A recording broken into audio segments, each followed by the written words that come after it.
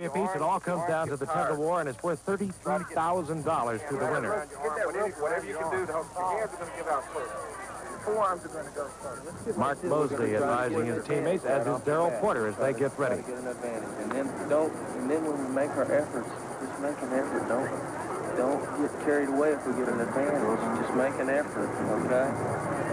Don't get carried away if we get an advantage. Very optimistic, Darrell Porter.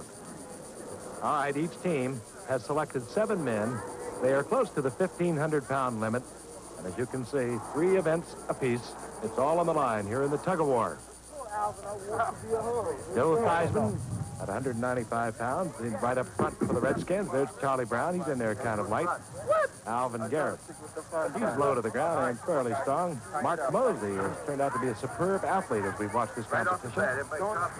Mike Nelms. And Tony Peters. And Richard talks with Dave Butts. Dave, you're the anchor man at 304 pounds. Obviously, football players should be stronger than baseball players. Are you going to pull us through? I think the secret of this thing is the number of feet on the ground. I'm definitely going to try to weight down this end and pull like hell, but, you know, it's going to be teamwork, too. So hopefully we can get a little bit quicker off the line because that's what, you know, football is quickness. And I think if we get the jump on them right here, we might end it quick. If not, we're going to be in for one. All right, good luck. The whole NFL is watching, okay? Thanks. No pressure, huh? Richard, don't agitate him. You forgot he broke your collarbone once. There's Willie McGee for the Cardinals. He's up front. Very light, 170 pounds. Bob Forsch. Now, the Cardinals are pretty good size. They really are. George Hendrick, we told you, he's 6'5" to go with the 213 pounds. John Stuper at 211 pounds. Dane Orridge is deceptively heavy. And the veteran, Jim Cott, is there. Reggie is going to have a word with the anchorman, Darrell Porter. Darrell, I guess the football players feel they have an advantage. I mean, do we deserve being underdogs as baseball players? The St. Louis Cardinals deserve being underdogs? You're not used to that, right? I think it's going to be pretty difficult for us. But we do have some guys that got some strong legs. All of our pitchers got good legs, and we've got them in the competition. We were hoping that they'd go with all the really big guys, and we felt like we'd have a real good advantage if we had one extra man. But I think they, you know, they're doing it right, I think. They're getting 7 men on the rope, too, and I just really don't know what to expect. That is the Redskins' strategy. They have left strong men George Stark and Russ Graham on the bench in favor for a full complement of 7 men. Are still within the 1,500-pound time limit. As you can see, the record, 10 seconds flat, set by the Steelers over the Reds in '76. And this one time went for 1 hour and 15 minutes. Before, there was a 10-minute time limit. Commissioner Bob Cousy lining up that disc right in the middle of the water. And now, we're underway. A little bit of a surge quickly by the Redskins, and they have a little bit of an early edge. You see an important factor. Willie McGee trying to get his legs underneath him. And again, Dave Butts showing us that your legs are 5 times stronger than your arms. As we see Darrell Porter fighting to get his legs underneath him to do the same thing. There's the disc. It's working right now for the Redskins. They have the advantage. The idea, of course, to pull it beyond those flags, then you are the winner. But if the 10 minutes has expired and you have any kind of an advantage, you are the winner. Well, I'll tell you, Richard, this is grueling. It really is. You can really tell the Redskins, though, they do have the advantage, and they have like a coach on the sideline, and he tells them when to pull, and they try to all pull together in unison, and that's how they have to win. And if there's one event that's made for the football players, this is it. Well, I hate to say it, but strength and teamwork. I'm not going to give up, though. The baseball players are smart. They're going to think of a way to win this thing. But look at Dave Butts when you say that, at 304 pounds. Cards are bringing it back just a little bit.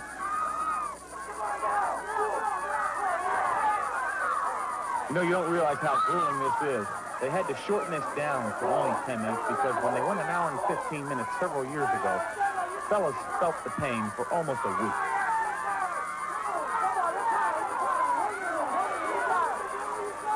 You can see it in the faces. You feel it in your whole body.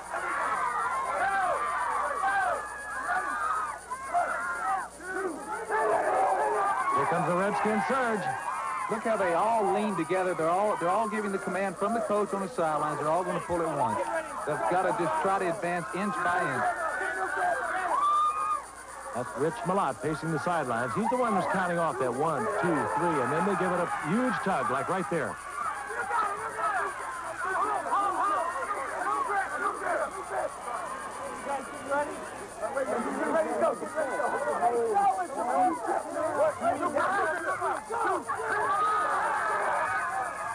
Another surge for the Redskins, and they pick up even more rope. They're getting close. $33,000 on the line. The Cardinals trying to bring it back. They're just trying to hold on right now, Frank, that's all.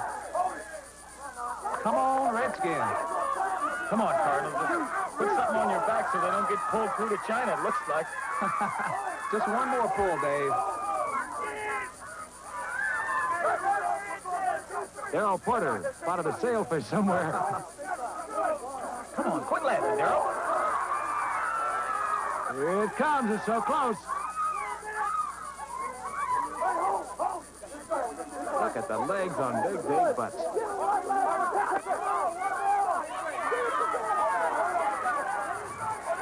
Well, they've got 2- and 3-foot holes out there, some of the guys. One more could do it for the Redskins. There it is. All right. Oh. The Tug of War goes to the Redskins. They're the Super Teams champions.